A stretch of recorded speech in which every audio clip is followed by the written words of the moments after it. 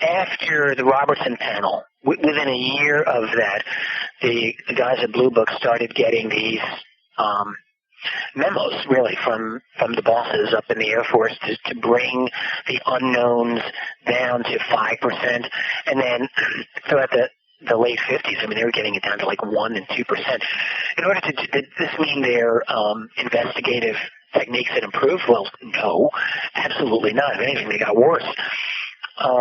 But what they did do was, of course, force fit all kinds of possible explanations. Anything that could remotely be considered, if you didn't investigate, hey, a lot of things are possible. And since they didn't do any investigations, everything became Venus or weather balloon or possible balloon and if it was a possible, then in the subsequent editions of the reports, the possible would be eliminated and it would just be, a balloon.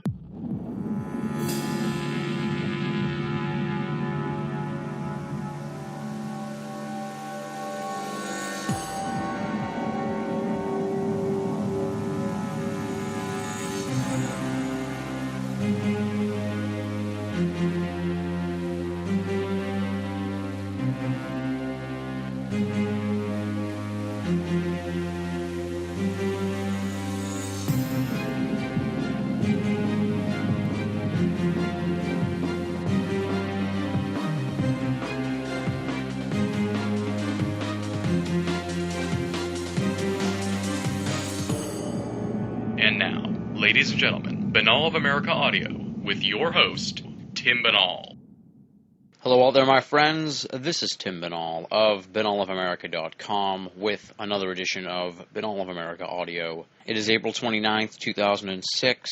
Chances are you're hearing this after May 1st because we have crashed the BinnallofAmerica.com website. We have completely blown it out of bandwidth for the month, an unexpected but somewhat expected occurrence. The growth of the site has been just tremendous, and every month it seems to get closer and closer to the limit, and this month we finally smashed the barrier of bandwidth, and the good folks who host BinnallofAmerica.com put the hammer down on the site, shut us down for the weekend. We'll be back on May 1st. Chances are you're listening to us then.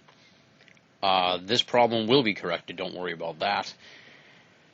It was more of a pleasant surprise, I suppose, because it is a sign of sure growth for the website.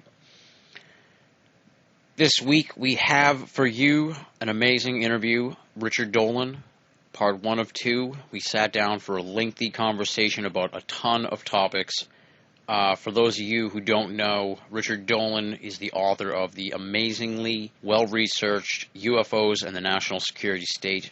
Most people who follow ufology are familiar with this book. If you haven't heard of the book or if you haven't read it, you've got to read it. It is amazing. It is a veritable history of ufology. It's the kind of book I wish I had discovered like 2 years ago. It filled in tons of gaps, tons of details. And I had the opportunity to read the book, I'd say like 2-3 weeks before we did the interview with Richard Dolan. I was reading the book over the course of a couple weeks. And then we had the interview, so all this stuff was fresh in my mind. I brought a bunch of questions I wanted answers to that were sort of to some of the more obscure points in the book and sort of overarching big picture type analysis. I think you guys are going to really dig that. And of course, the usual focus on the field of study itself and the UFO groups and some of the major names in ufology from back in the day and, stuff I hadn't heard before and wanted to find out more about. And that's all in this week's edition. But for those of you unfamiliar with Richard Dolan, here's a little bit of background on him. Richard Dolan was born in Brooklyn, New York in 1962. He holds an M.A. in history from the University of Rochester and a B.A. in history from Alfred University.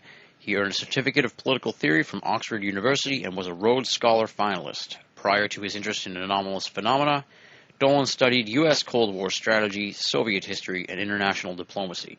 In 2000, he published a 500-page study, UFOs and the National Security State. This is the first volume of a 2-part historical narrative on the national security dimensions of the UFO phenomenon from 1941 to the present. Included are the records of more than 50 military bases relating to innumerable violations of sensitive airspace by unknown objects, demonstrating that the U.S. military has taken the topic of UFOs seriously. Dolan has published numerous articles on anomalous phenomena, science, and the intelligence community for UFO magazine. In 2003, he helped found Phenomena, a magazine dedicated to leading-edge issues pertaining to science and society, and for which he continues to serve as senior editor and regular contributor. Dolan has appeared many times on television documentaries and radio programs on the theme of UFOs and government disclosure. He has been a featured speaker at numerous conferences, including the International UFO Congress, the International MUFON Symposium, the Aztec UFO Symposium, and others. His website is www.keyholepublishing.com. Keyhole publishing.com. So as you can see, he's held in high regard in the UFO field. I'd call him almost a ufology historian, and it was really awesome to get a chance to speak with him for such a lengthy interview. Without any further ado, let's rock and roll, folks. This interview was recorded on April 3rd, 2006. Richard Dolan, part 1 of 2 on Binnall of America Audio. Ladies and gentlemen, welcome to another edition of Binnall of America Audio. I'm really excited to have as my guest this week Richard Dolan. He's the author of the hugely acclaimed UFOs and the National Security State, Chronology of a Cover-Up, 1941 to 1973. He studied political theory at Oxford University. He was a Rhodes Scholar finalist. He published the book in the year 2000, and it has gotten huge praise in ufology. Everybody says it's just an awesome book. I had the chance to read it as winter turns to spring this year. I read the book, and I was just completely blown away by it. I should have read it when I first got into ufology. I wish I knew now what I knew then, pretty much, now that I've read the book, and it was just awesome. And I'm hearing rumors that Volume 2 will be coming sometime later this year, maybe early next year. I don't know. We'll find out in the interview. But welcome to Binnall of America Audio, Richard Dolan. Thank you, Tim. Really nice to be on your show. Appreciate it. Awesome. Let's start out a little bit with your background, your bio. How did you end up coming into the field of ufology? Yeah, about 12 years ago, in 1994, I was just a regular old graduate student in Cold War Studies and History at the University of Rochester. Did your basic kind of standard Harry Truman, birth of the CIA, the Defense Department, all of that, the basic stuff. How did Americans deal with the Russians and so on? Yeah. And nothing with UFOs, nothing with flying saucers. And in the early 90s, I got the bug somehow.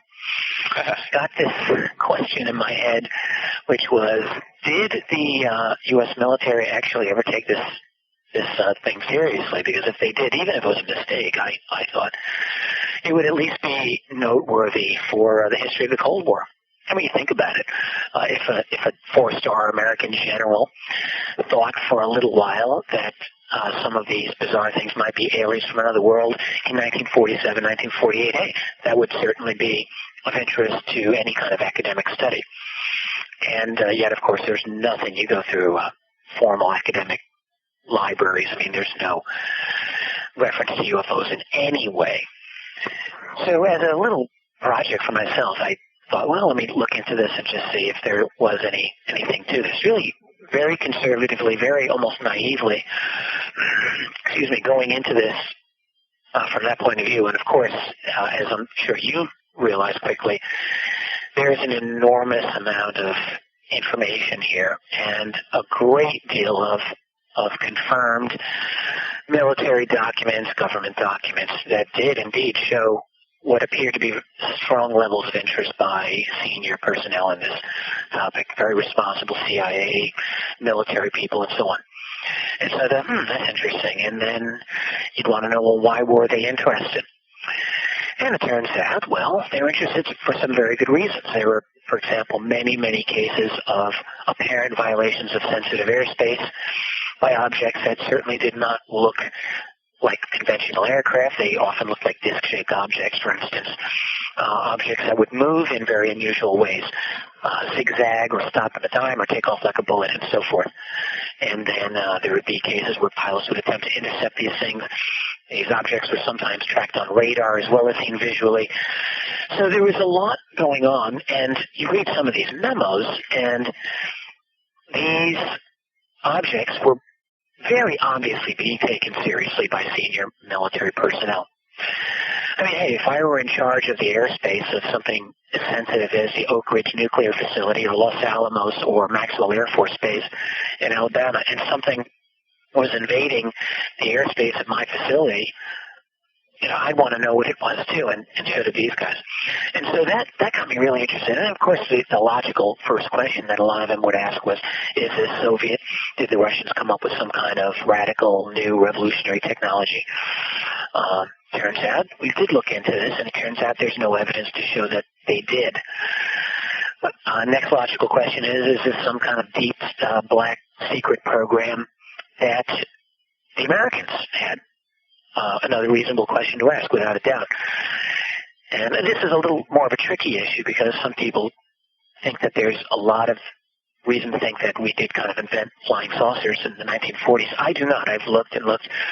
I see little bits of hints here and there that we were indeed looking at some unusual airframes, disc-shaped designs, and so on. I just see no evidence that we had anything operational going, in the late 1940s. And even if we did, that's interesting too. So there's a lot of interesting things about this early UFO phenomenon that really caught my attention. And so the next thing I knew, what started out as a personal pet project morphed into this comprehensive, or at least pretty big fat study that I did. Partly because I was looking for my book. I wanted to get a nice sort of straightforward, no grandstanding, nice 500-page history that would lay out what happened and then what happened and then what happened without too much editorializing. Yeah. It's really a fantastic book. I can't praise it enough. It's like a history of ufology, really. Yeah, thanks. It's funny because when I started writing this book, I really knew, when I started researching it, I should say, I knew very little about UFO research, the history of it. I barely knew what Roswell was. I hardly knew what Area 51 was. I mean, honestly, the most bare bones ufology 101 kind of knowledge is what I had. And it's interesting when I look back on it because I had a very good education compared with most people. I had a very excellent background in American history. And yet, I mean, how odd it is that you could go through a very extensive kind of in-depth program of study, which I did, and not really deal with any of this. Yeah. It was a big, big blank. And so I had to get myself up to speed. Fortunately, I had a good historical background to start with, and I had a pretty good knowledge as a trained historian how to hunt through and get my information and then kind of put it together. And writing that book was my education in ufology. And the funny thing is that that story goes from 1941 to 1973, and I cut it off at 1973. A couple of reasons. One is that I felt that it did kind of form a nice point to break off the story, which, if you want, we can get into. But the other reason is I didn't have the knowledge or energy or physical strength to go beyond 1973 at that point when I finished that book. It's taken me 5 years to really make sure I'm up to speed on the last 30, 35 years of ufology. And I'm at that point now, but it took a while. It was a huge education for me. Oh, yeah. Yeah, well, I think this first edition of the book, it has a nice story arc to it, so it worked out really well the way it ended up. Thank you. I'm glad you feel that way. Yeah. And a lot of time trying to make that a smooth read, by the way. Oh, yeah, it was. It was definitely, it was, once you get going into it, you're flying through it. Mine's worn, so I carry it everywhere. I'm glad. I was reading it. Now, as an author, I guess, or as a sort of editorial choice, you included a lot of sightings reports in the book. I did. What were you going for there with including so many sightings reports instead of just a straightforward historical narrative? Well, I tried to do both, to be honest with you. I had a lot of sightings in there. I tried, if you notice, to focus on military sightings and military-related. If it wasn't a military sighting per se, then I wanted it to be something that at least the military seems to have investigated. So my focus throughout was to show that this was a topic that has significant national security implications. Yeah. The other thing about the book that I really felt it was important that I provide in a nice book form, I mean, on the one hand, something that's a narrative, but on the other hand, something that is somewhat of a reference book or somewhat encyclopedic. Not an encyclopedia per se, because it doesn't read like that. But, for example, I wanted someone, if they had this idea, hey, what was that event in May 1957? And then you could use my book to look it up. Yeah.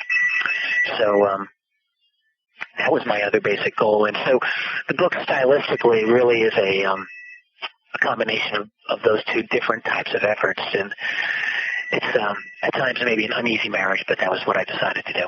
Oh, yeah, well, it works well. I just wanted to ask you about that, because I noticed it. I was like, there's a lot of sayings here. And the other thing, too, is that I guess I did want a little bit of the sledgehammer effect. I don't want to just beat someone to death with fact after fact after fact, but I did feel it was important to emphasize to, let's say, an intelligent but skeptical reader that there is a mass of evidence.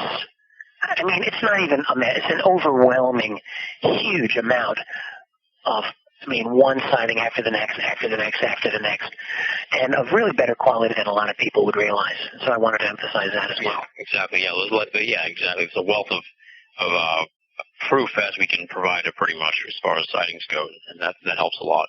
Because otherwise, if you were reading it and you didn't believe in UFOs, you'd be like, show me your evidence, Well, exactly. And so I really wanted to convey a lot of kind of a bit of both. On the one hand, the evidence, on the other hand, a story. And there is a story in this first book. It's the story of, a couple of things. One, this problem of UFOs as it dropped into the lap of the American military at the end of World War II, and then the story of some civilians in the 1950s and then 60s to try to break the secrecy on it, and ultimately the story of how that attempt failed. Yeah, that was pretty much the story arc I was talking about too. Yeah, because it's like, sort of getting into the book now. Seems like 47 was the year when it really sort of exploded and kicked off with Kenneth Arnold and Roswell, and perhaps the beginnings of the MJ-12. Sure. The beginning of ufology pretty much in America. Well, it was to begin, what is ufology, one might ask. Yeah, but, certainly the beginning of flying saucer consciousness. Yeah. I don't think anyone was talking about UFOs that early. That was a phrase that came just a tiny bit later. But, the whole UFO controversy exploded onto America in that year. And in the early years, it was very common for people to talk about the whole thing starting out in 1947.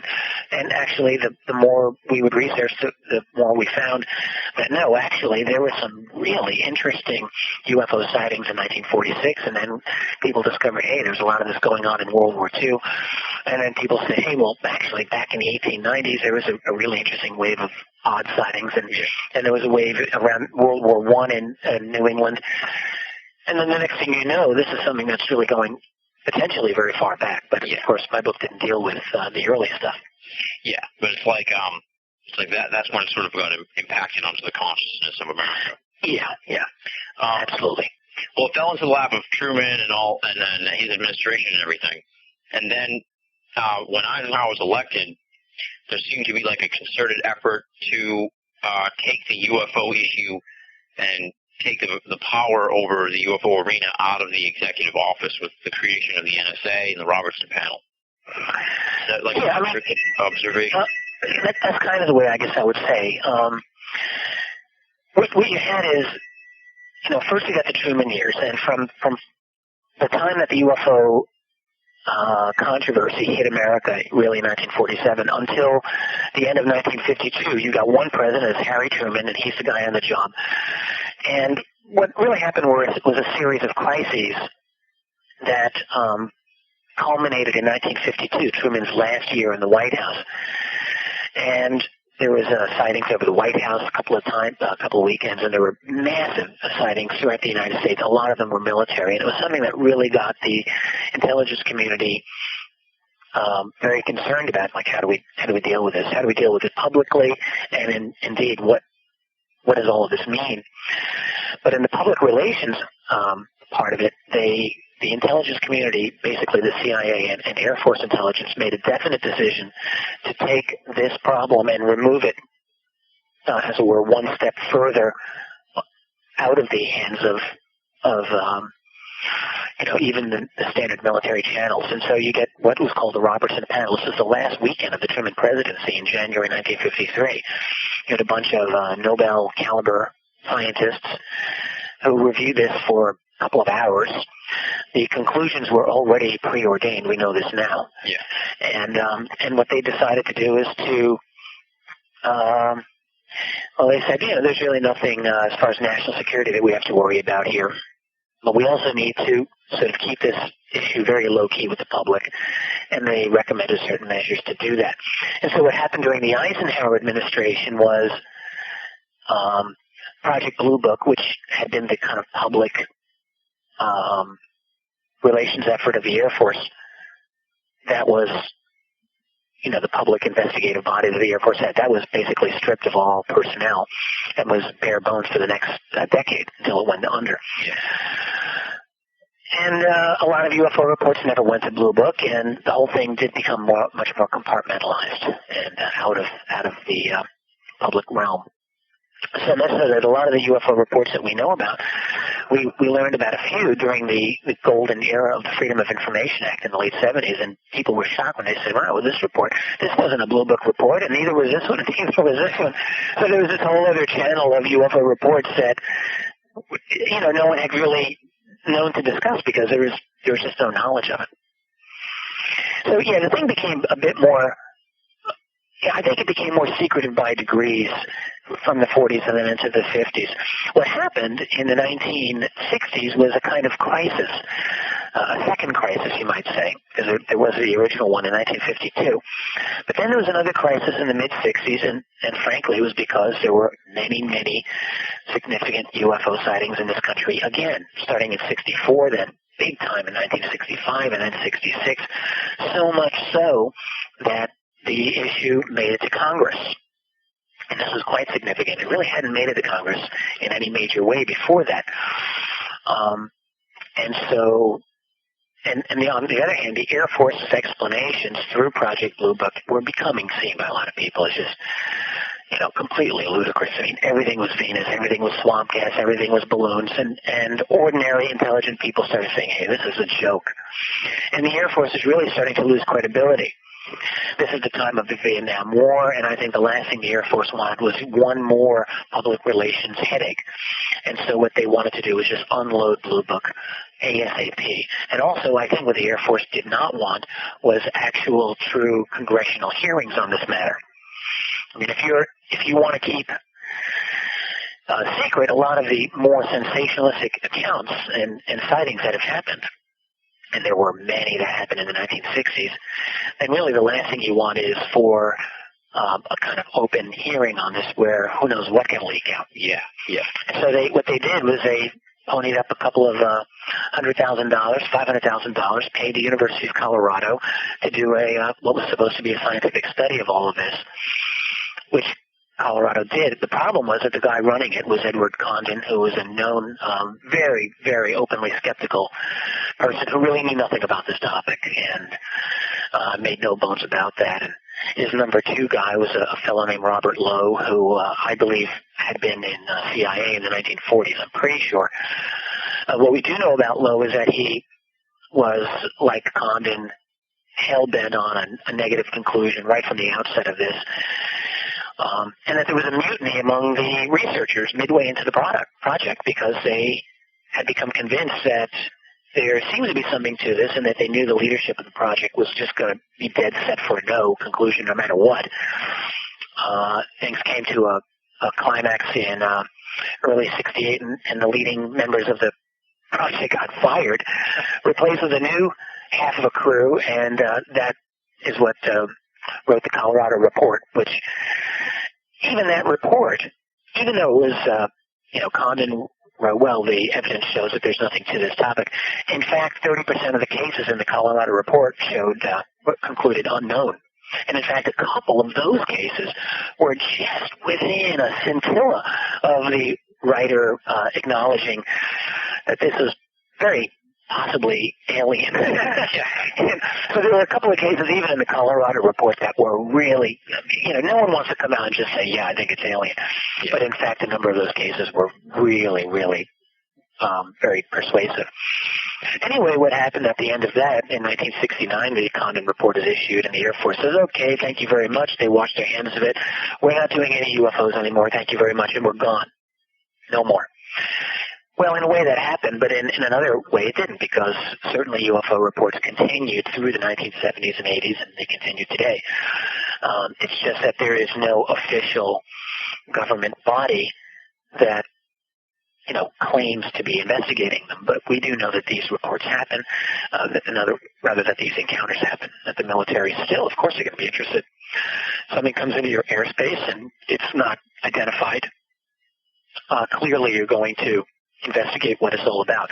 The problem is finding information about this is, ever since the 1980s, it's been a real iffy prospect. And actually since really for the last 5 to 6 years, it's been so difficult to get any kind of UFO-related information out of the government. One really has to wonder how long this dark period is going to last, at least in terms of not being able to get anything out of our government. Yeah.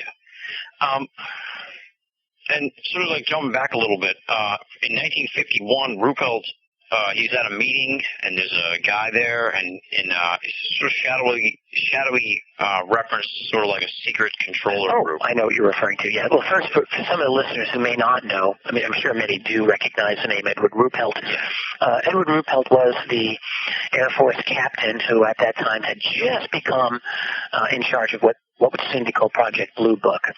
And I think you're referring to an October 1951 meeting. Mm-hmm. Yeah, this is very interesting because I'm glad you mentioned this. There had been a very spectacular radar tracking of a very fast and unusual object out of Fort Monmouth, New Jersey. As a result of this, Edward Ruppelt wrote in his book, which he wrote about 5 years later, that there was a very kind of high-level meeting with some people in the aerospace community and some high-level government officials, I think he said, who I can't name, from an agency that I can't name. And maybe that's CIA, he doesn't really say. Yeah. And that these individuals who weren't, not all of them seemed to be actual government people, but Ruppelt did say that they had total access to the files at Wright-Patterson Air Force Base that were pertaining to UFOs. So these guys, whoever they were kind of an unofficial, high-level group with a strong interest in controlling the information on the UFO phenomenon. He never said who they were. When I read that, I mean, certainly it doesn't take a lot to realize that he's describing something that sounds very much like an MJ-12 type of group. And again, MJ-12 has become sort of a catch-all name for just the UFO control group, the nebulous guys like the cigarette-smoking man on the X-Files, the group of individuals who are imagined or believed to be the controlling group behind all of this. And by the way, I think there's very good reason to think that there is such a group. Absolutely. One of the things that I was surprised by when I read the book is this I never really realized, even though I fancied myself pretty knowledgeable about the UFO subject, was the Blue Book really ran for quite a long time.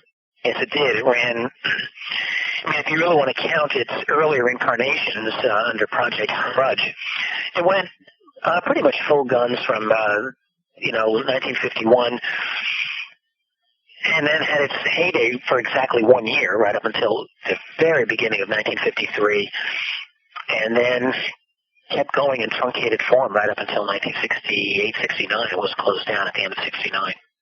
Although really for the last couple of years, Blue Book was just a total skeleton crew, especially while the University of Colorado was doing its study. Blue Book almost totally abdicated a kind of investigative role. But, it went for, about 17, 18 years. Yeah, and it really degenerated over that time.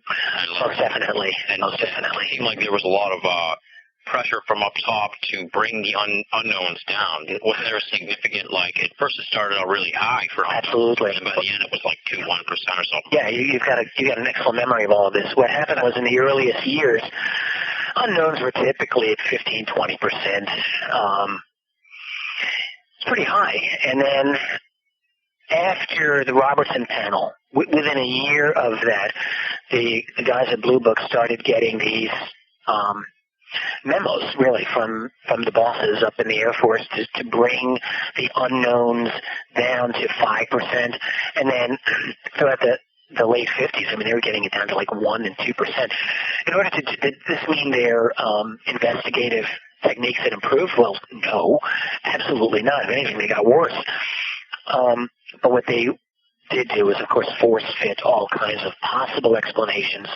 Anything that could remotely be considered, if you didn't investigate, hey, a lot of things are possible. And since they didn't do any investigations, everything became Venus or weather balloon or possible balloon and if it was a possible, then in the subsequent editions of the reports, the possible would be eliminated, and it would just be, balloon or whatever, but something totally conventional. It was ludicrous. And one thing I noticed from just looking at the Blue Book on the ones that passed through that gauntlet and still became unknown is that a lot of those are just the most innocuous, boring unknowns of all. So they, for example, a light that you'd see in the distance move to the left and then move to the right and then wink out after about a minute. That would be an unknown. I mean, who's going to get excited over that? Yeah. So there were really very few or almost no spectacular unknowns, especially in the last couple of years of Blue Book. They just didn't let, if it was a really good report, it would either not be in Blue Book, which was usually the case, or they'd find a way to explain it away. It really is extraordinary. There's one case that I think is particularly extraordinary from 1962, and this is believed to be a crash of a UFO right outside Las Vegas in April of 1962.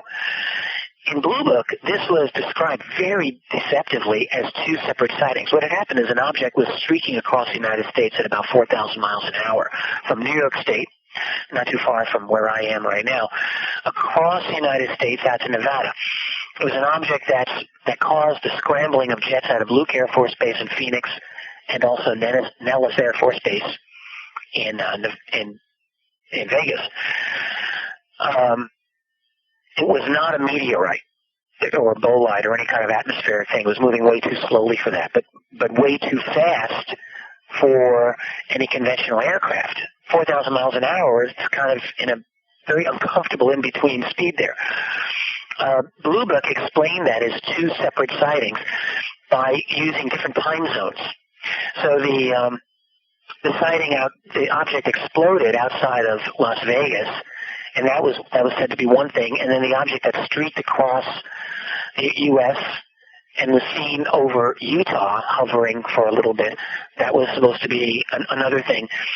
Described at two different times, but actually it was the same time. They just used different time zones. Yeah.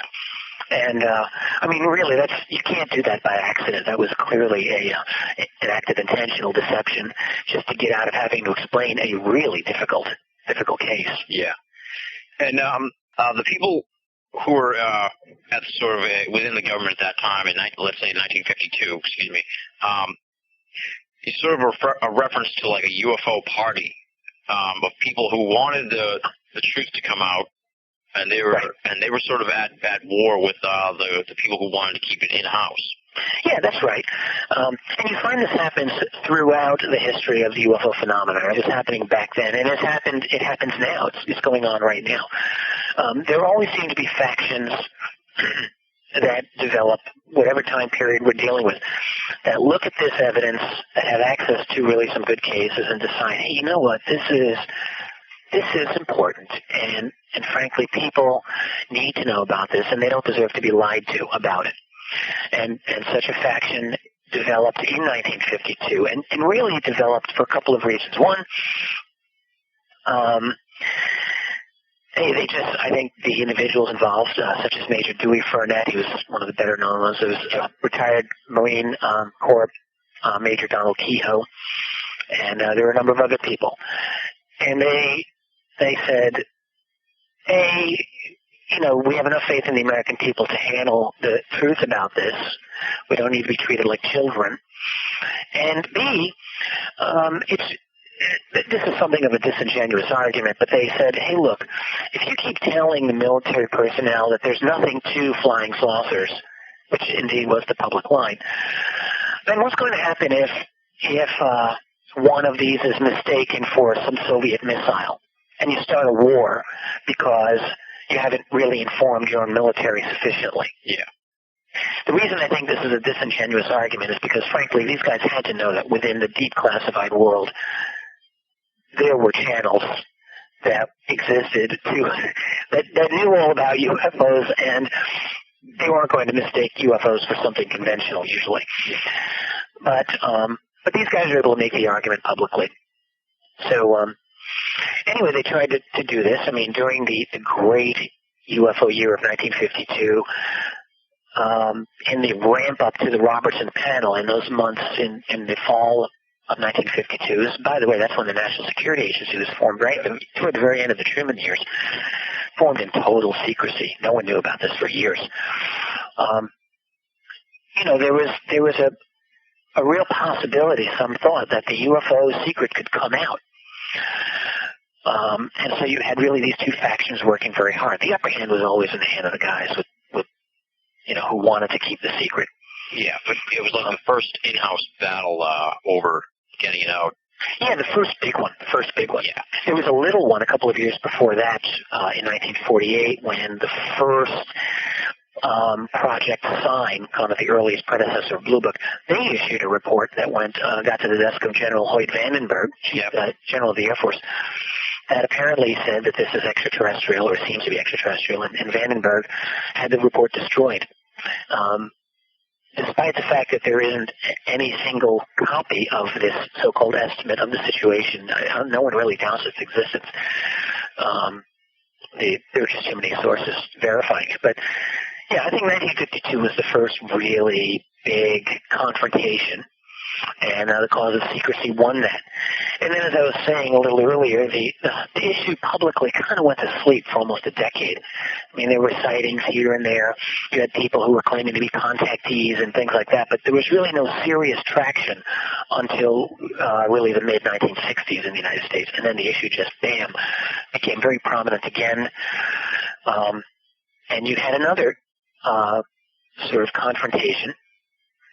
This one we don't know so much about within the military as we do between the civilian groups and the military, but again, the side of secrecy won that one. Yeah, it's like a continuing, it seems like every time it builds to a head, the secrecy side wins, and then it sort of dies out for a while. Right, and as I'll be mentioning in my next volume, this story continues in a very, very interesting way through the 1970s, into the 1980s, into the 1990s for sure. I mean, it happened every one of those remaining decades of the 20th century. Yeah. In the 1970s. And all of these are caused usually by some sort of crisis that occurs. In the 70s, it was the political crisis of Watergate. And what happened as a result of that? Well, you had a period in this nation's history in the mid-70s when Congress really tried to reassert its traditional role as against what had been seen as a kind of accumulation of power by the executive. And one of the things that they pushed through, I mean, Nixon signed the order, but it was really under pressure, which was an expansion of the Freedom of Information Act. And then when Jimmy Carter became president a couple of years after that, Carter himself issued an executive order that dramatically strengthened that. So by the late 70s, I think of this all as a result of Watergate and the disillusionment with Vietnam. The United States was probably in its most liberal state of mind that it had been in maybe ever. And the FOIA resulted in a real bonanza of documents for UFO researchers. The hope at that time was, great, this is our tool. The FOIA is our tool to get the real proof out of the government that this is a real phenomenon and that they take it seriously. And in fact, it turned out to be a great period, but it didn't give you the magic bullet that had been wanted. A couple of reasons. And the one, that even when Carter strengthened the FOIA, it really wasn't strong enough, to be perfectly honest. I mean, there was always the out for federal agencies, which was any information that would be seen as damaging national security was exempt. And so that's a huge loophole right there. Yeah. We know from the few documents that we've gotten out that the UFO topic was considered top secret. We have one FBI document from the 1940s that states this explicitly. And yet, of all the documents that we received through the FOIA, basically none of them were of the top secret level. All were of lower levels of classification, like secret or restricted or confidential. Yeah. What that means is, let's say that UFOs per se are not top secret, but let's say that the alien nature of UFOs, that's top secret or higher, right? Yeah. Therefore, any document that's only secret or only confidential, by definition, must not have reference to the ET or alien nature of UFOs. And so those are safer documents.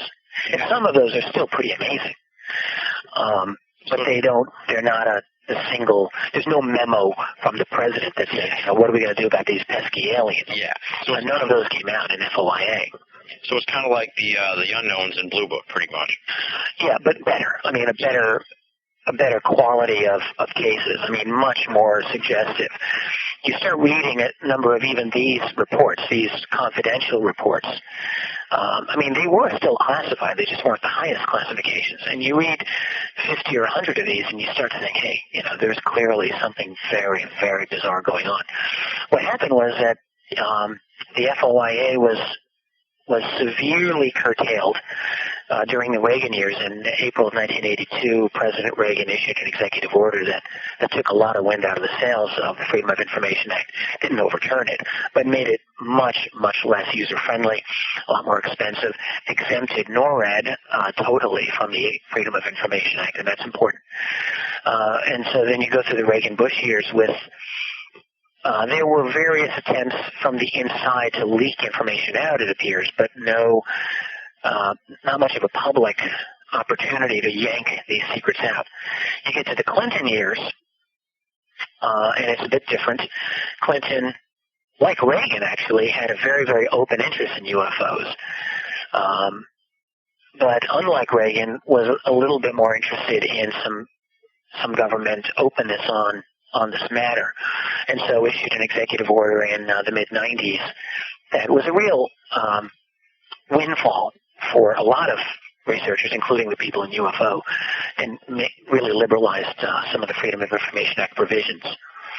So that combined with a number of inside efforts that included Lawrence Rockefeller to meet with Clinton people to try to open up the process for disclosure, as it was becoming called at that time. That's an interesting story, too, and it's something that I'll be writing about at length in the next book. But suffice to say that this crescendo also ended in ultimate disappointment. This was a period in which the Air Force, again, took really, really smart initiative and issued its infamous Roswell report. Yeah. And this came out in 1994.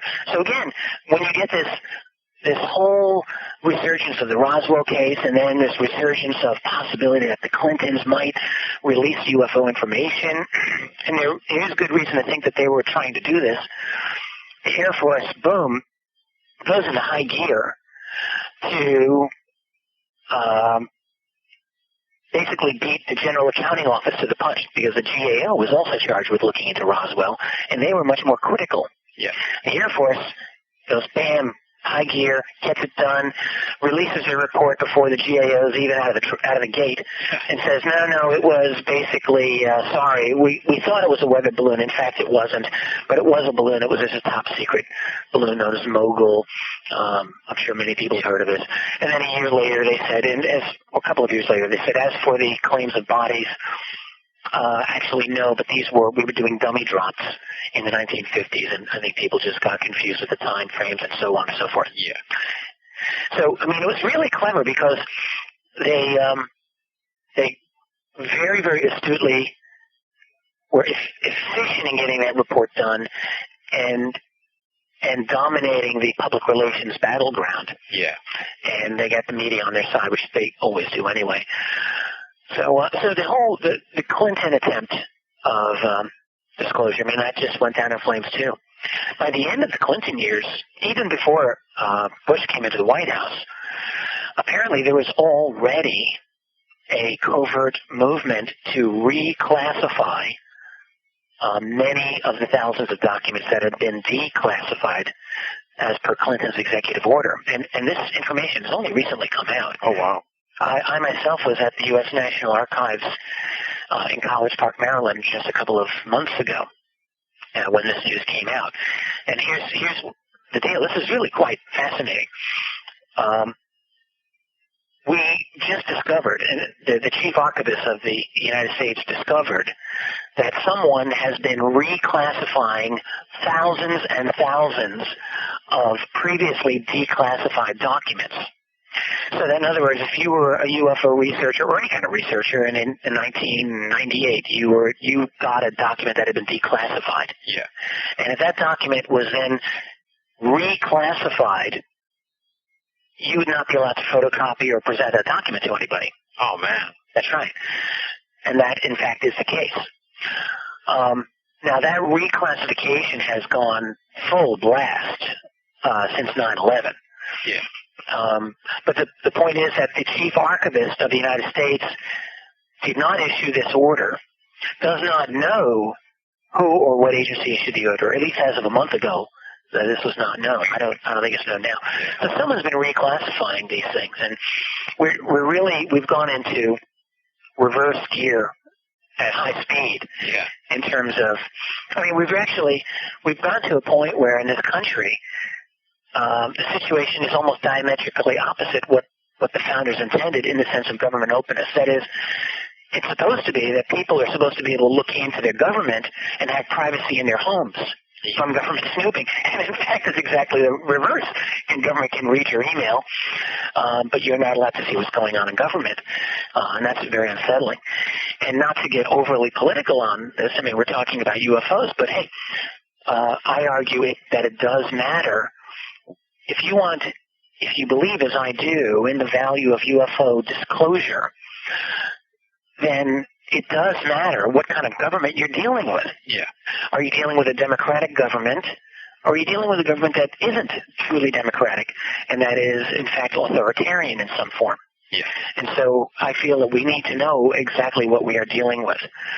I think UFO researchers are, by and large, coming around and have largely come around to the idea that their government is not a truly democratic one. A lot of the old guard, let's call them the old guard UFO researchers, really were not ever of this opinion, and some of them still are not. But the times, they are changing, and yeah, I think it's impossible. It is impossible not to see what's going on all around us. Unless you want to stop up your ears and cover your eyes. And then a lot of the audience, my audience here, they're big fans of esoteric radio, pretty much what you got to listen to find out any UFO information, and sort of like we're like a little brother of esoteric radio. And one of the key figures who emerged in the book that I want to talk about a little bit, because I had never really heard much about him, but he was sort of like the first Art Bell, Frank Edwards. Oh, yeah. And he's sort of a cautionary tale in a way, because it sounded like he was on top of the world as far as the media world goes, and then as he got into the UFO subject, things really went downhill fast. So talk about him a little bit. Yeah, absolutely. Frank Edwards, he was like an early Art Bell, extremely popular radio host back in the 1950s. And he, as you say, he had a very a regular kind of fringy sort of show that he had on a regular basis. He had a nationwide audience, millions of listeners. So yeah, a lot like Art Bell or George Norrie. And Frank Edwards frequently was one of the first guys to break all kinds of UFO stories. Stuff would get leaked to him, it would get on his show, and the information would get out. Frank Edwards was also a very good friend of Major Donald Kehoe, who really was the premier UFO voice, I guess, for UFO openness in the 1950s and 60s. And Kehoe was, he'd been a friend of Charles Lindbergh back in the day, and knew a lot of high-level Navy and CIA brass as well. Yeah. So he was friends with Edwards.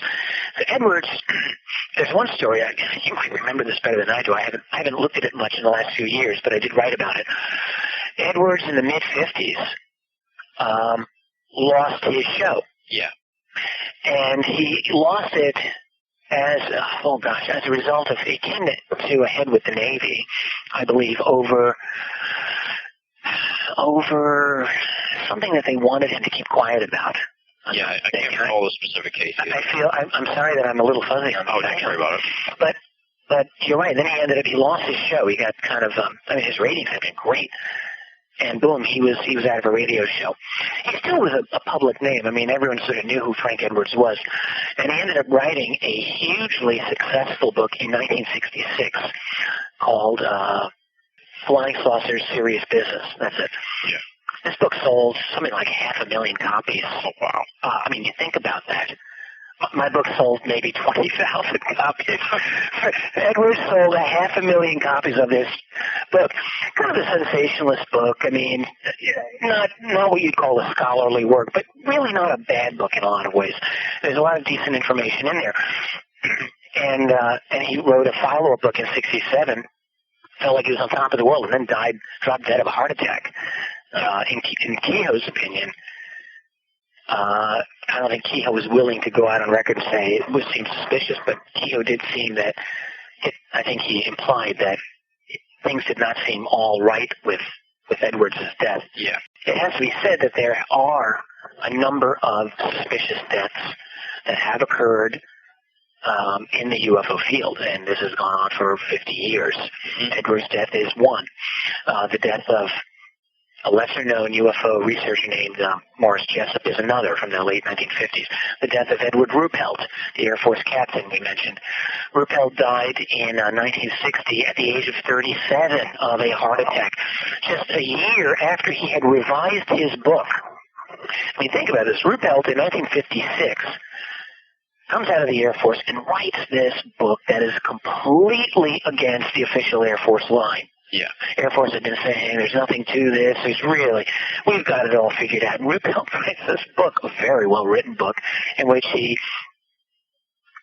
very meticulously says, well, absolutely not. There are a lot of cases that got us very much worked up. He said, in fact, if you'd walked into a Wright-Patterson Air Force Base in summer of 52, you'd have thought we were being invaded. And he said it was all because of UFO reports. This is not what the Air Force wanted to hear. Yeah. Within a couple of years, the rumors were out that Ruppelt, who was then now working for Northrop, was under pressure to revise his book. And indeed, he did revise his book in 1959, came out in the early part of 1960. He added 3 chapters which totally debunked UFOs, absolutely opposite from everything that he had written in the original book. Said there's nothing to it. The whole tone of the book, in fact, of the last 3 chapters was just utterly sophomoric and childish, frankly. Yeah. Very much unlike the tone of his original book. And then the guy dropped dead. Just died. Yeah, that's one of the strangest aspects of the whole thing. And, how do you prove that a heart attack is a murder? You cannot. But it is a fact that the ability existed even in 1960, even in 1955, to kill a person by means of chemicals that would induce a heart attack, and that if you were not autopsied right away, I mean within a couple of hours, no one would know. And this absolutely existed. I'm not saying Ruppelt definitely was murdered, but hell, it's very suspicious. Yeah. On top of that, there were other signs, in particular around 1960, that, in my opinion, showed signs of really heavy-handed national security pushing around of the UFO, of the people in the UFO field. This was the period just in early 62 when the former director of the CIA, a guy named Roscoe Hillenkoetter, another friend of Donald Kehoe's, Hillenkoetter was going to go before Congress in the spring of 1962. And Hillenkoetter was going to talk about the serious nature of the UFO phenomenon and how behind the scenes there was tremendous interest by the national security community. I mean, think about a former director of the CIA. Hillenkoetter ran CIA from 47 to 50, going in front of Congress and saying this. Yeah, it boggles the mind. And Kehoe had been planning this with Hillenkoetter. They'd been planning it with members of Congress. Everything was good to go. Suddenly, at the 11th hour, Hillenkoetter sends a message to Kehoe saying, sorry, but I think the Air Force is doing everything they could do. I think we should just get off their backs. By the way, I'm resigning from the board of directors of our organization, and I'm going to have nothing more to do with this. Thank you. Goodbye. And that's it. Yeah. Now, was Hillenkoetter pressured? Well, I think it's hard to say that. It's hard to deny that he was pressured. You're going to be able to prove it? Of course not. Absolutely not. Yeah, there's suspicion, a lot of suspicious things. Yeah, that's one of the strangest aspects of that old guard that you speak of, the UFO research. Ruppelt and Hillenkoetter both ended up doing like 180s, and then not living too much longer afterwards. Right. When I think about, I didn't write this in the book. I think because I really hadn't had enough time to reflect on some of these issues, but it's my opinion when I look at the early period. Why would the secrecy have been so important? Well, I think a couple of reasons, to be honest with you. First of all, there's just the very strong likelihood that the people who had the information on this may not have known enough about what these aliens were. I mean, let's say you did recover technology at Roswell and probably at other places too. Okay? So you're some super brilliant scientist, and your job for 5 years is to study these materials that my office gives you, and you don't even know where they come from, probably, because everything's compartmented. Yeah. I'm military, and I just say, hey, look, I can't tell you where it's from. I just want you to study it. And then suddenly, a few years later, you have this eureka moment where you think, holy smokes, well, we can make this really amazing high tensile fiber, or we can, create superconductivity or lasers or whatever. We can improve our integrated circuits. You know what I mean? So not only do you have a great chip in the Cold War in terms of technology against the Russians, but you have a nice ground floor investment opportunity, to say the very least. Yeah. I mean, what's your motivation for wanting to give up this secret, basically? You have no motivation for giving it up. Why? Are you going to share this with everyone else? I don't think so. It's just too valuable. And by the way, in 1960, there wasn't this kind of desperate pressure on our energy infrastructure either that we're experiencing today. Yeah. In 1960, the world was swimming in cheap oil, and it looked to almost every oil analyst in the world that, hey, we're going to have this stuff, for centuries and centuries, and we have more than enough time to come up with better means of energy in the future. Yeah. Well, guess what? This isn't 1960, and this is 2006, and everyone in the world now wants to drive cars, and you got China, and you got India, and you got everyone with their SUVs, and suddenly we're finding that some of these so-called fringe people are now being joined by mainstream petroleum geologists who are saying, hey, it does look like we might, after all, be peaking around now for all time in global petroleum production. Now, if that is true, I'm not saying it's definitely true, but there are some very responsible people who believe it is true, then we are facing, in our own civilization, the possibility of a massive lock-up and meltdown of our entire society. Because if you can't get gas in your car, then it's basically going to mean at some point you're not going to be able to get food in your belly. Yeah. Because our entire global agricultural system is also dependent on petroleum, and basically on cheap petroleum. Fertilizers are petroleum-based, tractors, of course, everything. I mean, you just basically can't feed 6.5 billion people in this world without cheap oil unless you got something to replace it. Yeah. And indeed, it's quite possible, in my opinion, that the UFO phenomenon may have within it some kind of something to kind of help us out here. Yeah. And so we're in a much more, stressful situation regarding all of that than we were 45 years ago. So the secret keepers back then, could just say, hey, look, all in good time. All in good time. Right now, we're just going to ride out the petroleum wave, and everything will be fine. And people really don't need anything more than what we've got. But that is very likely not the case today. I think so. I think we're much more likely to be headed toward a real serious crisis that could very well involve the need for UFO disclosure. The problem, though, is. You start getting into this issue. Could you imagine how difficult it would be for any president to go before the world and make such an announcement? Yeah. He'd have to be a new president, it seems to me. A guy like Bush, I think, would have a hard time now. His credibility is low among many people already. I don't think he's got But could you imagine if he tried to announce it? He'd say, okay, well, everyone, it's come to my attention that UFOs apparently are real, and apparently they are alien in nature. Yeah. Well, you just can't leave it at that, because now you have a lot of other issues to raise. It's like you can't be half pregnant. You can't half disclose. There's the whole question of abductions now.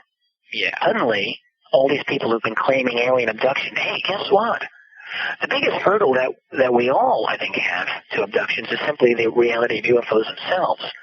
UFOs to some people are pretty far out. Abductions are even farther out. And so if you don't believe the one, clearly you don't believe the other. But what if the one is true? And suddenly you acknowledge that there are other beings who are actually not just out there, but down here on the ground with us. Yeah. And some of these people who claim that they've been taken, hey, guess what? Maybe some of these people are telling the story accurately. Yeah. So that's a hot potato. Then there's other hot potatoes, possibly even worse. Yeah. You have the whole issue of rumored underground bases, underground infrastructure. It is my personal intention that this actually could very possibly bring a downfall. An actual downfall of the U.S. government with this kind of disclosure. And here's why. If you acknowledge UFOs are real, suddenly people like myself and all these other researchers out there are going to have a bit more credibility, for one. And a lot of these people are talking about reverse engineered technology, massive infrastructure that's completely secret. Okay, well, if that's true, then on whose money are you building this infrastructure? Is it on tax dollars? Well, actually, I think that it's connected at least as much to narcotics trafficking proceeds, securities fraud, that is stock market fraud, as anything else. Yeah. When you need secret stores of money, sure, it's nice to have classified tax dollars, but it's even more convenient to have unvouchered money altogether. Yeah. And the amount of money in these other areas is immense. I was just going through this morning, for the umpteenth time, a news story from 2001 that had to do with Donald Rumsfeld. Now, this is very important. Everyone should know about this. It will be in my book. In July of 2001, Rumsfeld was in front of Congress talking about the Pentagon's budget and problems associated with the budget and missing money from the Pentagon. Yeah. And specifically what Rumsfeld said, and I am not making this up, you can look it up. He said, in fact, I'll give you the exact quote. I think I've got it right here. But he says, our accountants tell us, here we go, according to some estimates, we cannot track $2.3 trillion in transactions. Wow. $2.3 trillion. When you think about the Pentagon fiscal year budget for 2001, it was $310 billion, about 1/8 the amount. Yeah. So you've got 8 times this figure that's missing. Where is it? Yeah. I mean, the mind reels at such a thought. how long did it take to get to 2.3 trillion? That's one question I had. No one asked that. Where did the money come from? Where did it go? Well, I assume a lot of it went into private bank accounts, but 2.3 trillion? Yeah. How is this even possible? So what I think happened is that some significant portion of this money probably went into secret infrastructure. I think the rumors of underground bases are very likely based on fact, at least in some significant cases.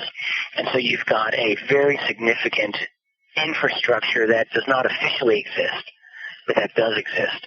And so my point simply is with UFO disclosure, this kind of information is much more likely to come out. And if and when it comes out, people are going to realize that they've been had. And so the real question will be, are we going to then come to a point of, let's say, people having revolution in the streets or an iron-fisted kind of open totalitarianism? And I don't really know. I mean, I don't think any of us knows the answer to that one. But and now, talking a little bit about the schizophrenic nature of the Air Force, where they sort of publicly nonchalantly acted like UFOs weren't a big deal, but then JNAP 146 is probably one of the more infamous military orders in the UFO field, and that pretty much shut down any chance of people from the Air Force going out and telling the press, telling any researchers, or telling any people their UFO sightings. Absolutely, and in fact, by all appearances, JNAP is still in force today. It's gone through a number of I went through this issue with fellow UFO researcher John Greenwald, who's known for his website, The Black Vault. Yeah. And we both believe JNAP is still in effect. There's no indication that it isn't in effect.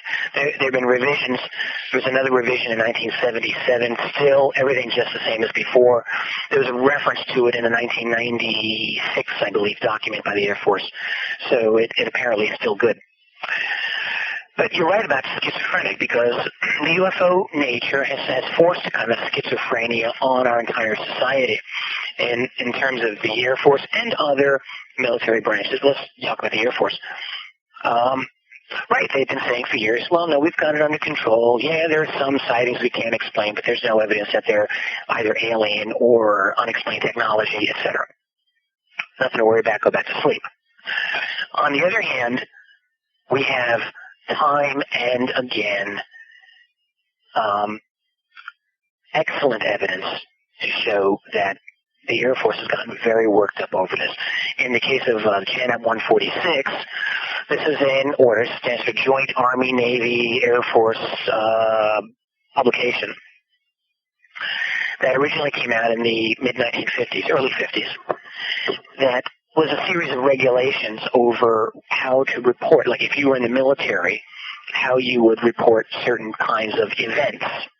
And JNAP 146 includes UFOs, and in fact it explicitly states unidentified flying objects, and in fact explicitly differentiates that from other kinds of things that skeptics would call UFOs, like foreign aircraft or meteors, or you know what I mean? So like UFOs are separate from all of those other categories.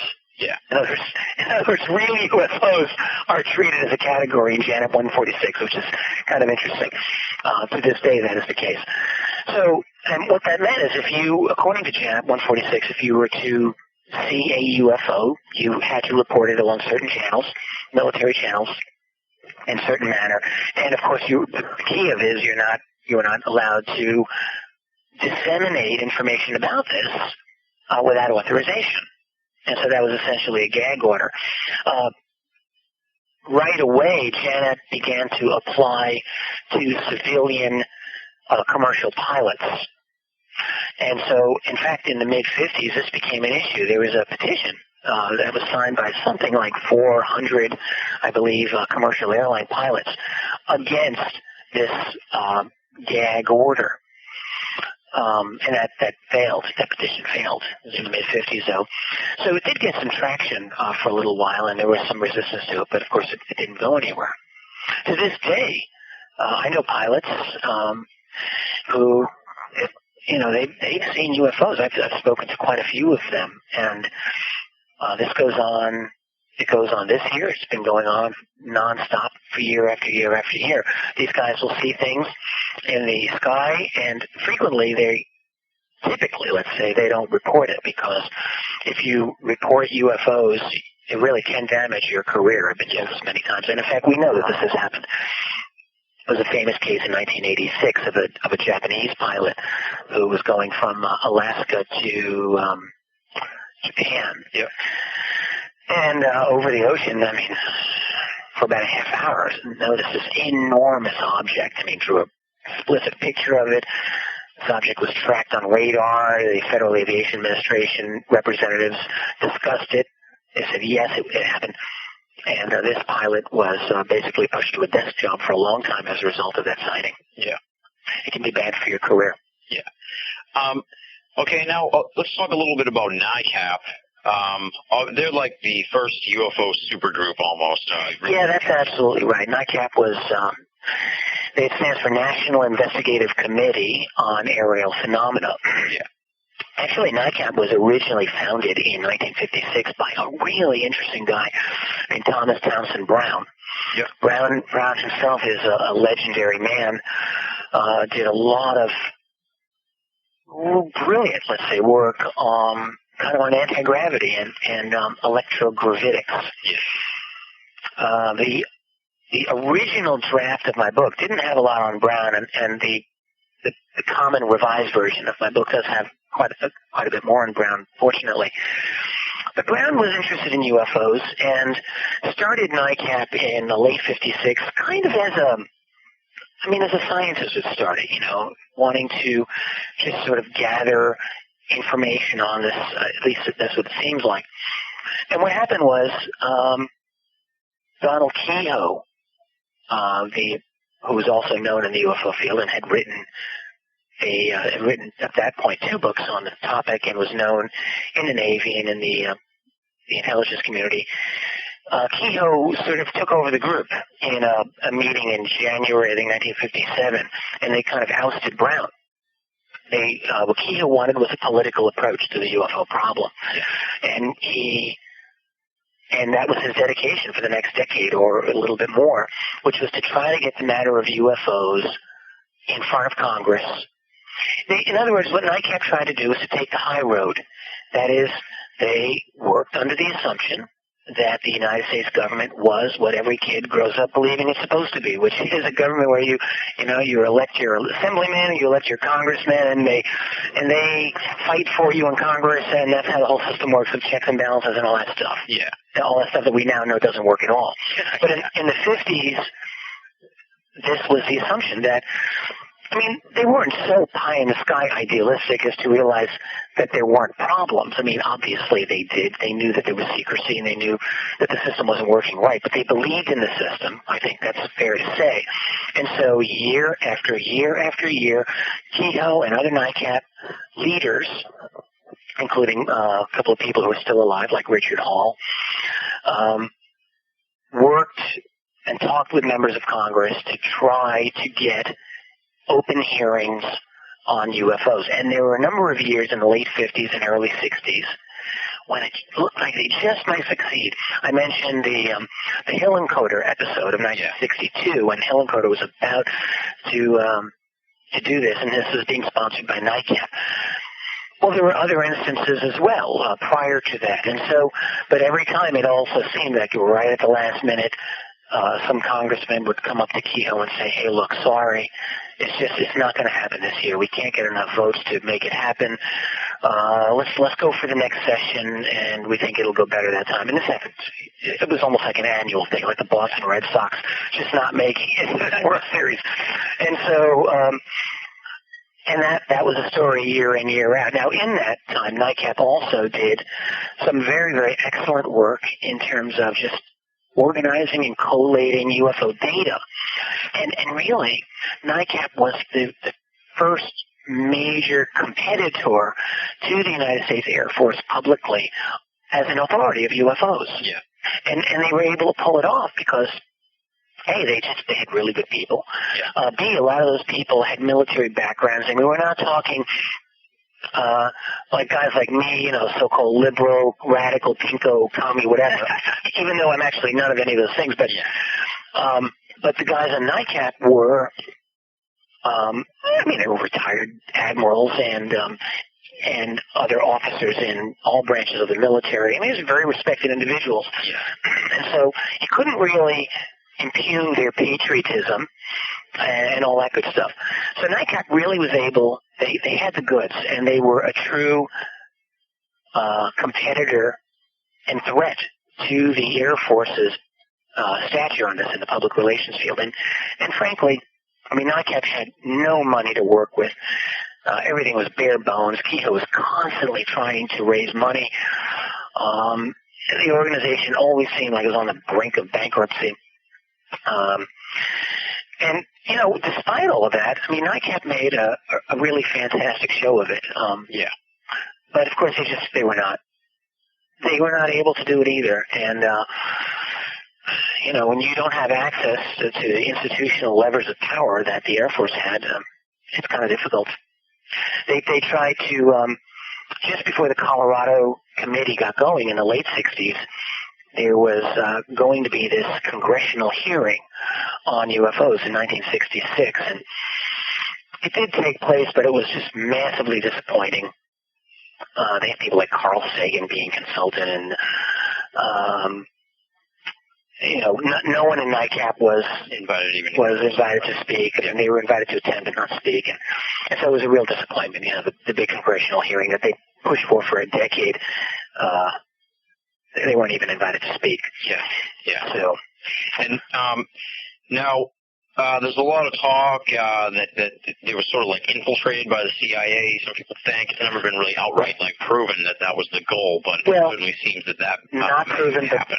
But very suspicious. And this was information that came out really as the organization was in its death throes in the 1970s, after Kehoe was really not active in it. Yes, that's right. There are a number of things you really have to wonder about. First of all, before we get into the whole situation with NICAP, people, this is really not radical anymore, but let's, maybe it is for some people.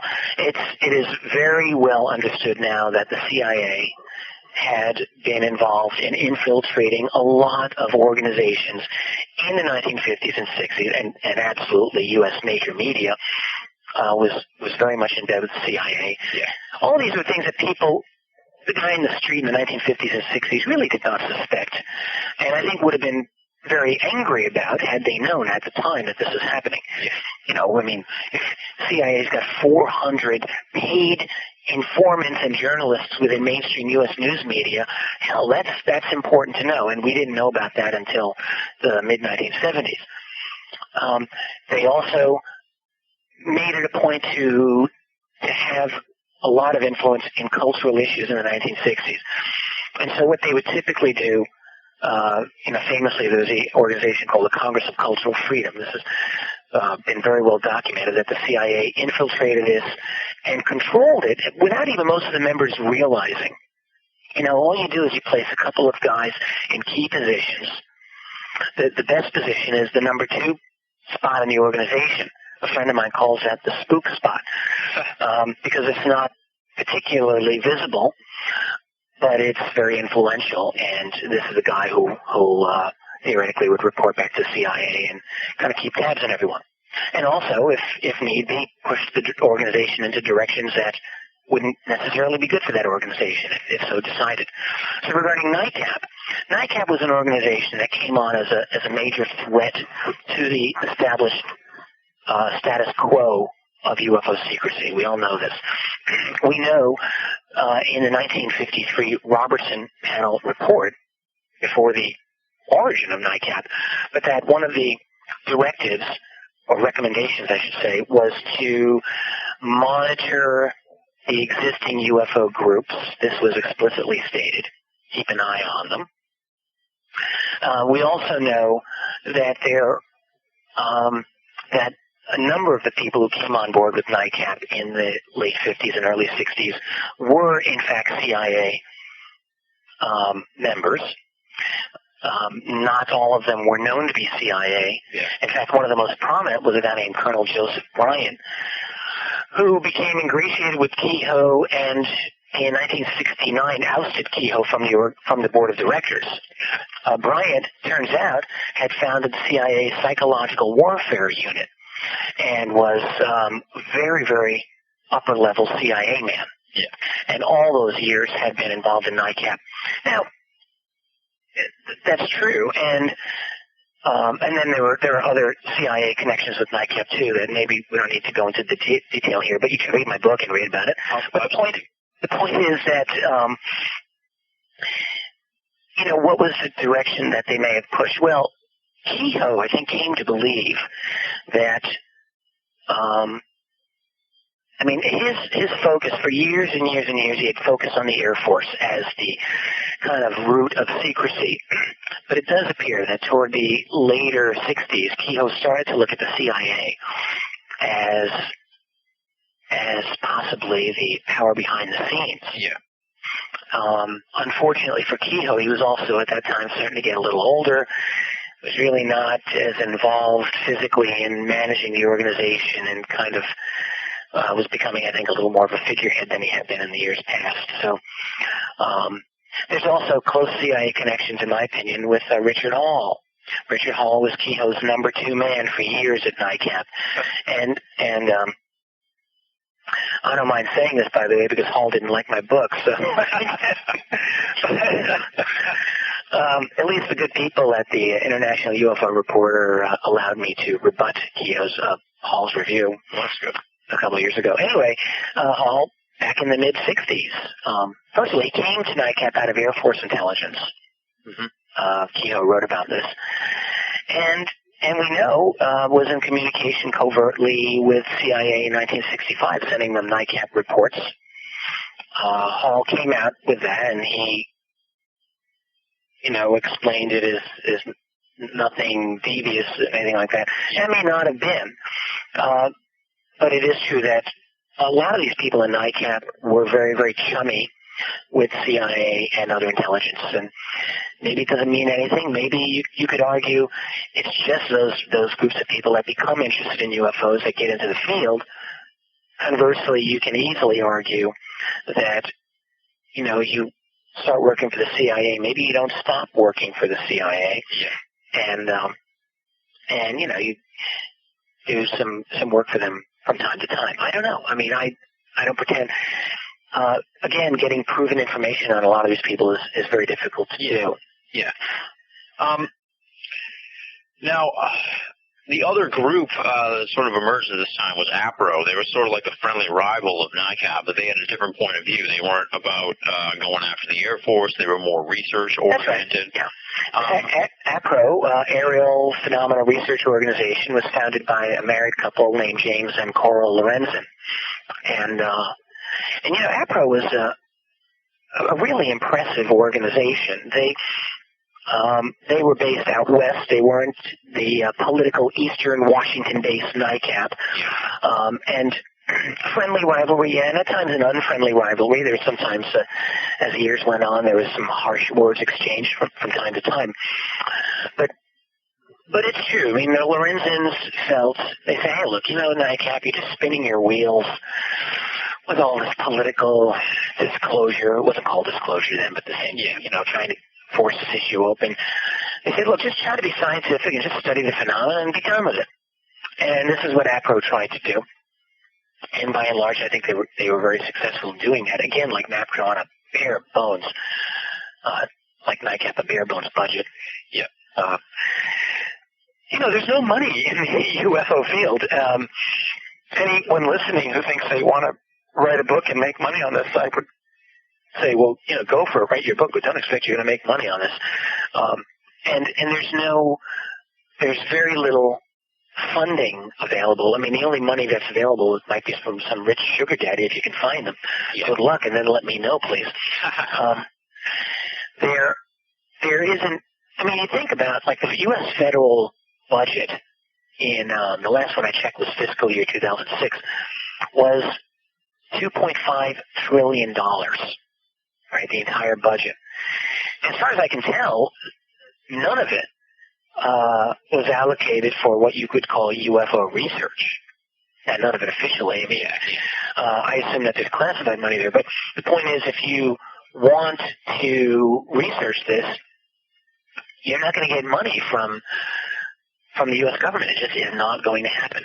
And so UFO organizations, again and again, and this is the case now of MUFON for all these years, which has succeeded APRO and NICAP, basically.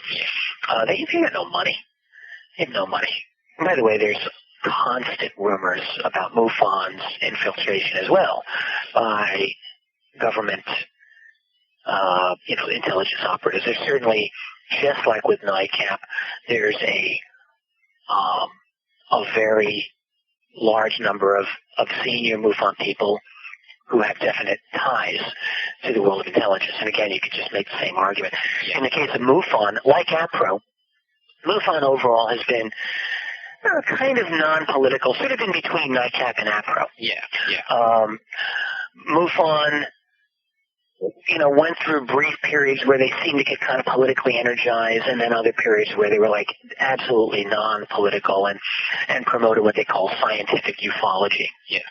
Kind of like the other major organization, at least in the 70s and 80s, CUFOS, the Center for UFO Studies. Same thing, founded by J. Allen Hynek. Scientific ufology. And so some people have argued, and all you can say at this point is conjecture that this is the case, but have argued that MUFON's direction MUFON was really just like a vacuum cleaner of UFO reports. To collect these things up and then forward them to the relevant authorities in the intelligence community, allowed to exist as long as it didn't rock the boat too much. And that could well be the case, frankly. I mean, there's no question, none, that groups like MUFON and CUFOS have been consistently monitored by the U.S. intelligence community. I have it on very good inside authority myself. In other words, that UFO conferences are frequently, the important conferences are attended by members of the intelligence community whose job it is to keep tabs on the UFO people, as one person said to me, the UFO people. So, we're an object of monitoring by a portion of the intelligence community. And it's sort of like MUFON sort of grew out of the ashes, really, of NICAP and APRO, and like they followed. Up at the same pit when they were sort of dying out. That's right. They actually, for a period of time, all three coexisted. But MUFON was founded by Walter Andrus, who had been prominent in APRO. Oh, okay. And was, not too happy, I guess, about the leadership of the Lorenzens. The Lorenzens, I never knew these people, but the impression that I get from reading about them was that they didn't really have what you'd call an inclusive leadership style, and so they kind of kept things to themselves. They didn't really train the next generation of leaders, and so I sense that there was some frustration among people in the organization. So Andrus bolted in 1969, forming what was then called the Midwest UFO Network, and that became the Mutual UFO Network, MUFON. And he took a lot of APRO members with him, and the Lorenzens were furious. They just never forgave Walter Andrus for that. But APRO did keep along for a number of years, right up into the 1980s, when the Lorenzens just became, sick, old, and then died. And then really no one was there to replace them. When they died, that was the end of APRO. And one of the things I ask a lot of people about, because I was at the X conference last year, and I saw Walter Andrus, and he gave a really great presentation on all the different groups. And one thing that really sparked my interest, and you probably heard more about it than I have, is these infamous missing APRO files, how they're like locked down now, and no one can get to them. Well, what happened when this has been known for some time, but no one can get to these damn files. The Lorenzens died in 86, and then in 88, I think. I forget who died. Jim died first. I can't remember which died first. by the late 1980s, they both died, and I remember asking around about this too. You know, who's got, because the Lorenzens, you think they had 35 years of files. That's my other phone. I'm just ignoring that. They had all these files and files and files. I mean, yeah, they wrote a bunch of books, but a lot of that stuff that they'd collected, of course, never made it into the books. Yeah. And so where is it, and what did they collect? I mean, when you think about it. Oh, yeah. Well, it was gobbled up by some guy who's just put them apparently in a garage. They were locked away. The only thing that I can learn about this guy is that he's very unfriendly and won't let anyone near the files. Yeah. And so they are gone.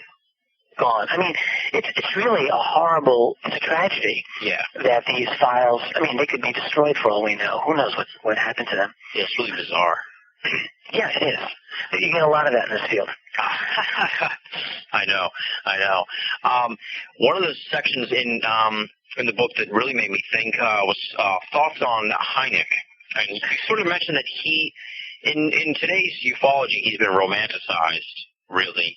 Oh, yeah. But it's important to remember that as ufology was growing, he was sort of looked at as a debunker at first, and we can't necessarily, put up the bronze plaque of him yet. Yeah, that's right.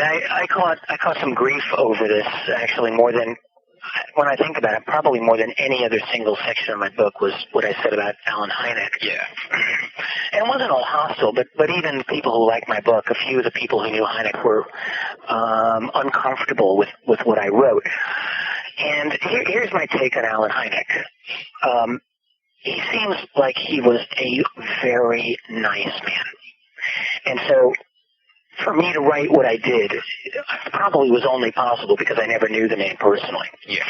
Because had I met him, I probably wouldn't want to say anything bad about him. But the fact of the matter is this: Alan Hynek was on board with the Air Force through the 1940s and 50s and 60s as a consultant to Project Blue Book. All through that period, right up until the mid-60s, Hynek was a loyal scientist who could be relied on to give the Air Force explanations that they wanted, of cases that they would send him. He was a junior participant in the Robertson panel. I mean, very junior, but he was there and he signed on to everything and apparently was quite enthusiastic, according to the records that we have of that.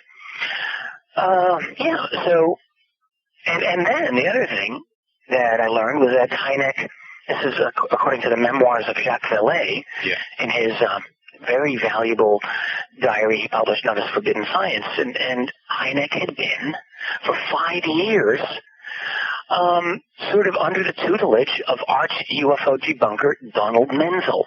Oh, really? At Harvard University. They worked, Menzel was the Harvard astronomy department, and from the late 50s into the early 60s, Hynek worked there. He had a 5-year stint over there, where he was a junior member of that astronomy department, and in which he and Menzel apparently were on very friendly terms.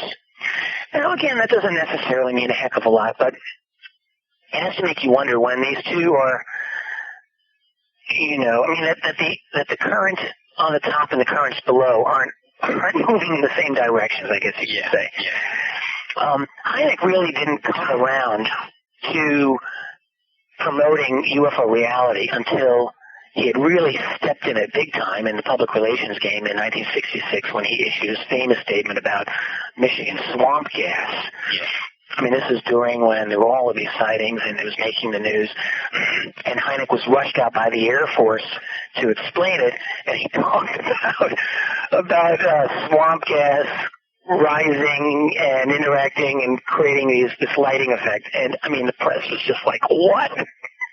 That made no sense at all. I mean, it really was. And years later, Hynek said, that was really kind of a rather not my best moment. But the thing was, what happened was Hynek just suddenly, looked like an idiot. And the whole institutional structure of the Air Force looked really, really bad.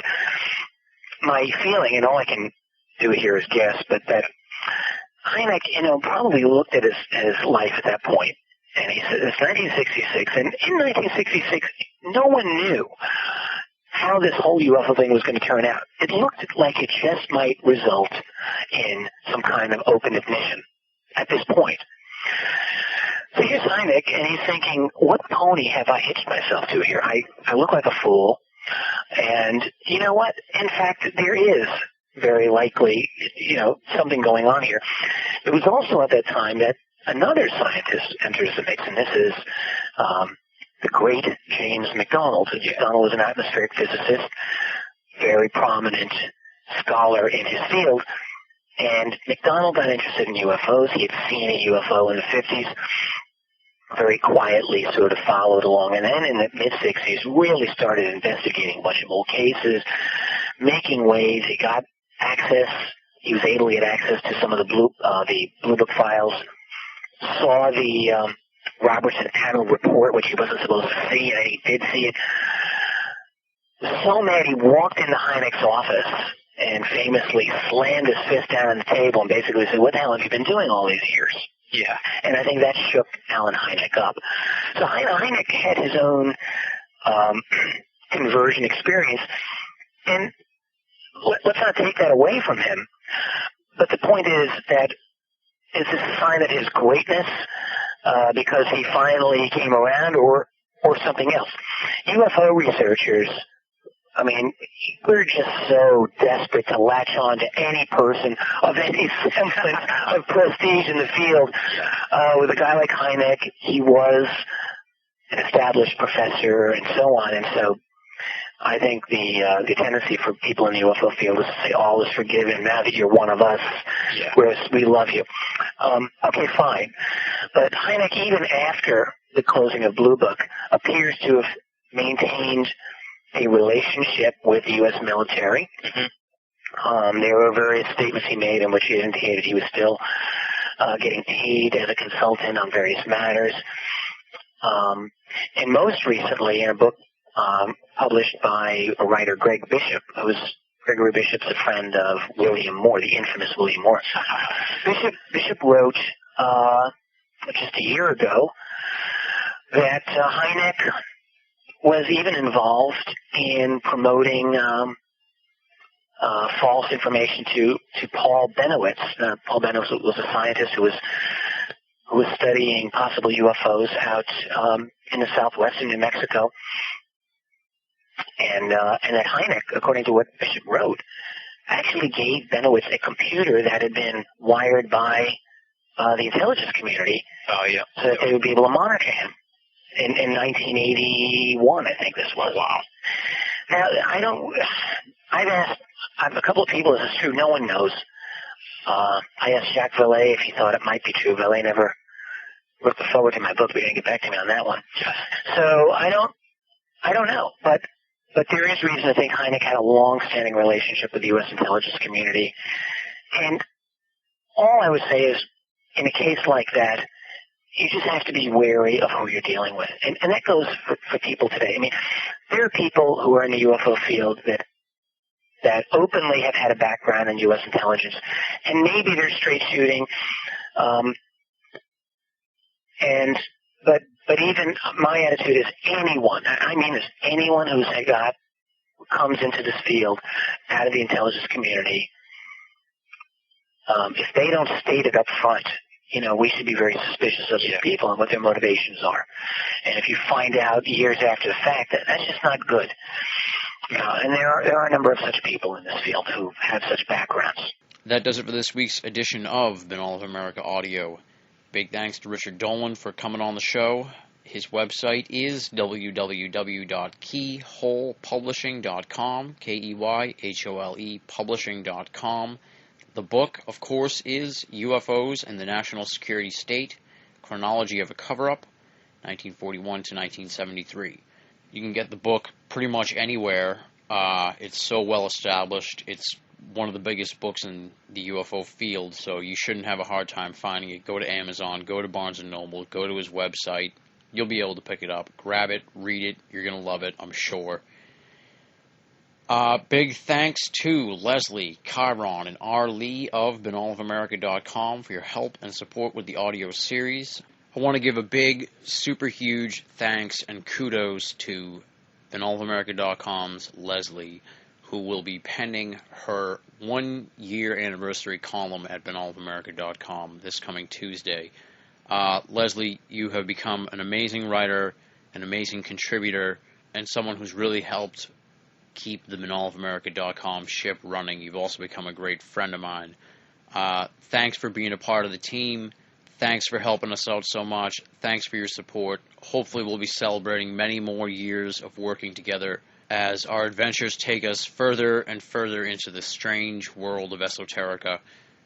Who knows where this amazing journey is going to end up, but hopefully we'll all be watching it together, and it's going to be a blast to see it unfold. Also, I want to give a plug to Leslie's blog, where she is running a special contest in conjunction with the Sci-Fi Channel and Ghost Hunters, the TV series. I mean, this is big time, folks. Let me give you the information about it. Have you ever captured what may be an unearthly spirit on a photo? The Debris Field, Sci-Fi Channel, and Ghost Hunters bring you the Ghost Photo Contest. To enter, you must have a photo of a ghost, or what could be a ghost, and reside in the U.S. The contest will run from April 28, 2006 through May 28, 2006. At the end of the contest, everyone will be allowed to vote on their 3 favorite photos to decide the winners.